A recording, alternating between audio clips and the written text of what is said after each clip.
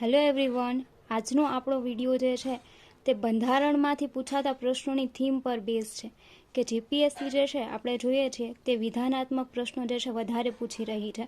તો આપણે મિનિમમ એવા જે છે કયા ટોપિક જે છે તેને લઈએ, અથવા તો મેક્સિમમ જે છે તમારે બંધારણમાંથી માર્ક જે છે કવર કરવા હોય તો તમે કયા ટોપિકને વધારે પ્રાયોરિટી જે છે આપી શકો.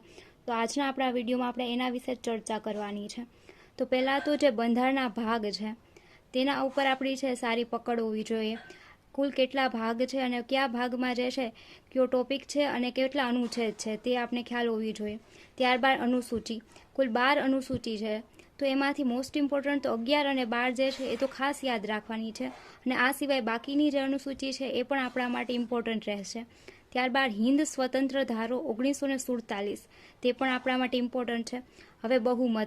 હવે બહુમતી જે છે તેના પ્રકારો કેટલા છે, કેવી રીતના તમારે ખરડો પસાર કરવો જે છે, તો ખરડો પસાર કરી અને કાયદો બનાવવા માટે કેટલી બહુમતીની જરૂર પડે છે, કેવા પ્રકારના જે છે ખરડા માટે કેવા પ્રકારની બહુમતીની જરૂર પડે, એવા ક્વેશ્ચન પૂછાતા હોય છે. ત્યારબાદ પંચાયતી રાજ, અહીંયા છે મેં 2 સ્ટાર કરેલા છે. જે કોઈ પણ ટોપિક છે કે જેમાં 2 સ્ટાર છે તે ટોપિક મોસ્ટ ઇમ્પોર્ટન્ટ રહેશે. તો પંચાયતી રાજ જે છે તે આખે આખું આપણા માટે ઇમ્પોર્ટન્ટ છે, કે જે તેમના તબક્કા જે છે 3 ત્યાંથી લઈને આપણે ગ્રામસભાના જેટલા પણ અનુચ્છેદ છે, ત્યારબાદના જે ટોપિક રહેશે, ગ્રામ પંચાયતો છે, તેમના કાર્યો છે, પેશા અધિનિયમ છે, આ બધું આપણા માટે અહીંયા ઇમ્પોર્ટન્ટ છે. ત્યારબાદ આવે છે કટોકટી. હવે કટોકટીમાં તેના અનુચ્છેદ, ભાગ, તેમનો સ્ત્રોત છે, પછી 3 પ્રકારની કટોકટી છે, પછી કટોકટી સમયે તમે કયા મૂળભૂત અધિકારો જે છે તેને મોકૂફ રાખો છો, આ બધા પોઈન્ટ જે છે ઇમ્પોર્ટન્ટ રહેશે. ત્યારબાદ રાષ્ટ્રપતિ. હવે તમે રાષ્ટ્રપતિમાં જોઈ શકો છો કે મેં 2 સ્ટાર કરેલા છે, એટલા માટે તે મોસ્ટ ઇમ્પોર્ટન્ટ થશે. હવે રાષ્ટ્રપતિ જે છે એવો ટોપિક છે જેમાંથી ક્વેશ્ચન તો બનતો જ હોય, દરેક એક્ઝામમાં બનતો હોય છે. તો રાષ્ટ્રપતિ જે છે તેમના જેટલા પણ અનુચ્છેદો છે, સ્પેસિફિકલી જે છે તેમના કાર્યો, તેમની જે મહાભિયોગની પ્રક્રિયાઓ છે, આ બધું આપણા માટે ઇમ્પોર્ટન્ટ છે, અને ખાસ કરીને તેમની જે ચૂંટણીની જે છે રીત છે તે પણ.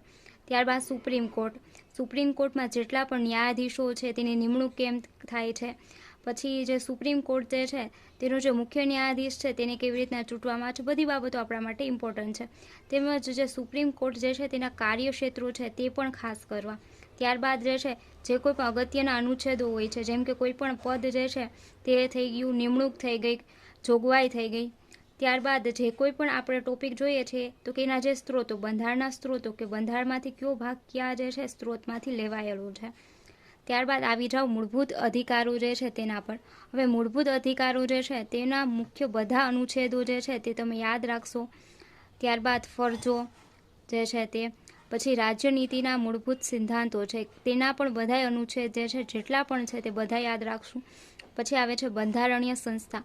હવે બંધારણીય સંસ્થામાંથી જો તે કે અધિનિયમમાં જે છે સ્થપાણી, તેની સ્થાપનાનો દિવસ છે, તારીખ છે તે યાદ રાખશું. તેમાં કેટલા સભ્યો છે, તેનું સભ્યપદ સંસદ જે છે તેના આભારી છે કે બંધારણમાં એના વિશે ઉલ્લેખ કરવામાં આવેલ છે, એ બધી બાબતો આપણે અહીંયા આવરી લેવાની છે. ત્યારબાદ તેની નિમણૂક કોણ કરે છે, તેમનો કાર્યકાળ કેટલો રહેશે, ને જેટલી બંધારણીય સંસ્થા જે છે ઇમ્પોર્ટન્ટ છે એટલી જ ગેરબંધારણીય સંસ્થાઓ જે છે તે પણ ઇમ્પોર્ટન્ટ રહેશે. હવે બંધારણીય સંસ્થામાંથી તમારે જો સમય તમારી પાસે ઓછો હોય તો તમે ચૂંટણી પંચ જે છે તેને તમે કોઈ પણ સંજોગોમાં સ્કીપ કરી શકશો નહીં. ચૂંટણી પંચ જે છે તે એટલું ઇમ્પોર્ટન્ટ છે. ત્યારબાદ આવે છે બંધારણીય સુધારા જોશો તમે, મોસ્ટ ઓફ જે છે એમાં બધાને કન્ફ્યુઝન થતું હોય છે કે કેટલા કરવા. જેમ કે પહેલો બંધારણીય સુધારો હું અહીંયા લખું છું, પહેલો બંધારણીય સુધારો, ચોથો, 9મો, 15મો, 21મો, 35મો, 36મો, ત્યારબાદ 51, 61, 63, પછી આવે છે તે આવશે 77મો બંધારણીય સુધારો, 81મો, 84, 82, 91, 97, 99, 100 અને 101 થી લઈને કુલ 106 થયા છે. આ બધા બંધારણીય સુધારાઓ જે છે તમારે આવરી લેવાના છે. અને જો છેવટે જે છે રિવિઝન કરવાનો ટાઈમ આવે તો તમે 44મો બંધારણીય, 42મો બંધારણીય સુધારો, 72મો બંધારણીય સુધારો, 73મો બંધારણીય સુધારો તો ખાસ કરીને જશો. ત્યારબાદ આખું સંસદમાં જો લોકસભા, રાજ્યસભા જે છે, બરોબર છે, તે તમે આખું કરીને જશો. ત્યારબાદ બંધારણ સભા જે છે તેને પણ હું 2 સ્ટાર આપું છું, કારણ કે એમાંથી પણ ક્વેશ્ચન રહેતા હોય છે. અને છેવટે આમુખ. હવે આટલું બધું થઈ ગયા બાદ જો તમારે જે છે સમય વધે તો કરંટ અફેર જે છે તેમાંથી જે છે બંધારણ રિલેટેડ કોઈ પણ ક્વેશ્ચન થતો હોય તો એ પણ તમારે જે છે એક્ઝામમાં કરીને જવાનું રહેશે. બરોબર છે. Thank you. અને જો આ વિડીયો તમને હેલ્પફુલ થયો હોય તો આ ચેનલને લાઇક, શેર અને સબસ્ક્રાઈબ કરો.